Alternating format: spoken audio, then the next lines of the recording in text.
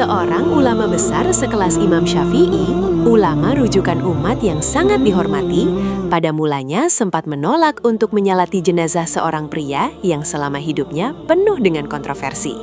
Pria itu adalah Abu Nawas.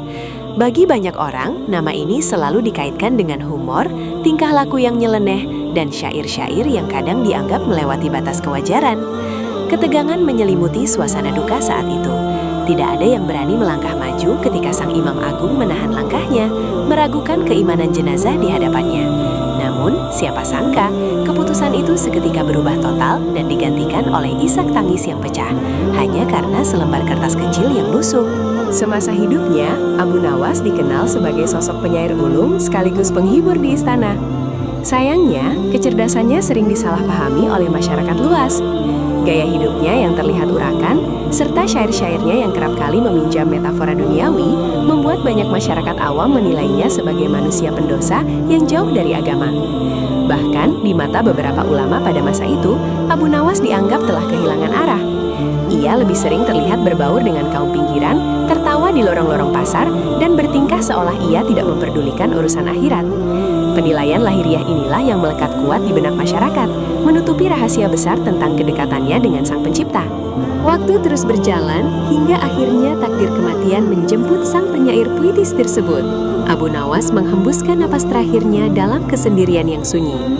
Kabar kepergiannya dengan cepat menyebar ke seluruh penjuru kota Baghdad. Masyarakat berbondong-bondong mendatangi rumahnya, namun bukan semata-mata karena duka cita yang mendalam, melainkan didorong oleh rasa penasaran. Di tengah kerumunan pelayat, muncul keraguan yang membayangi prosesi pengurusan jenazahnya.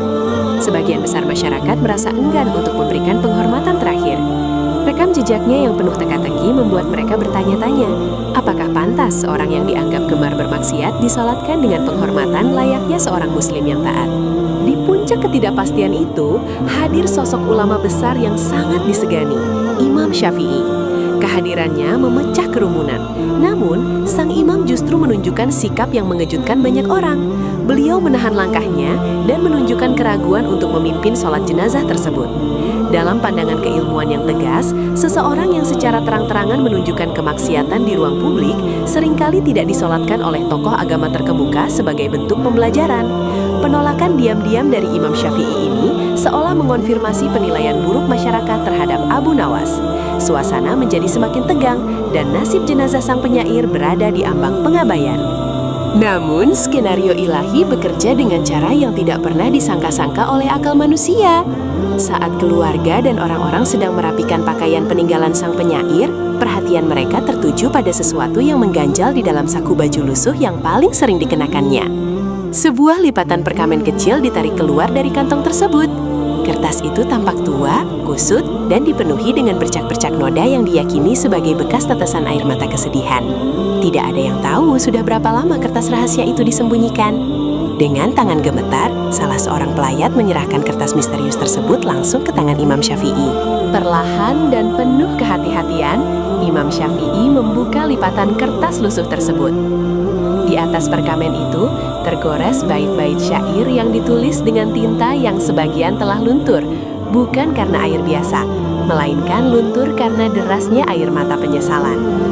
Mata sang ulama besar mulai menyusuri setiap huruf yang tertulis di sana. Seketika itu juga, ekspresi wibawa sang imam luluh. Keraguan yang tadi menyelimuti wajahnya sirna, digantikan oleh guncangan batin yang luar biasa. Jantungnya bergetar hebat saat menyadari bahwa tulisan tersebut adalah sebuah jeritan hati nurani dari seorang hamba yang menangisi dosa-dosanya di hadapan Sang Pencipta.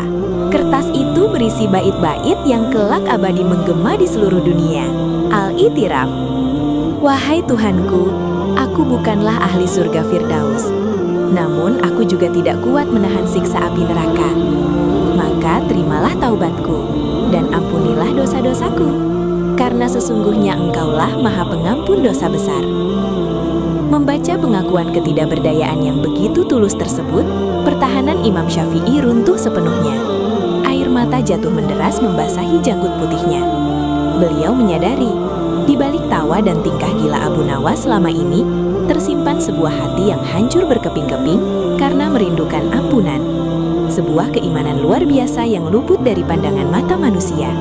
Tanpa ragu sedikit pun, Imam Syafi'i melangkah maju. Ia menyimpan perkamen itu dan segera memposisikan dirinya di depan keranda. Dengan suara yang masih bergetar menahan isak tangis, beliau mengumandangkan takbir, memimpin sholat jenazah untuk sang penyair. Masyarakat yang melihat perubahan drastis sang ulama besar pun tersentak haru dan segera ikut berbaris di belakangnya dengan penuh kehusyuan. Hari itu, sejarah menjadi saksi bagaimana seorang yang sering diremehkan secara sosial mendapatkan penghormatan terakhir yang paling mulia. Kisah ini menjadi teguran abadi bahwa kita tidak memiliki hak menghakimi akhirat seseorang, karena rahasia taubat di dalam hati adalah misteri agung milik Tuhan semata.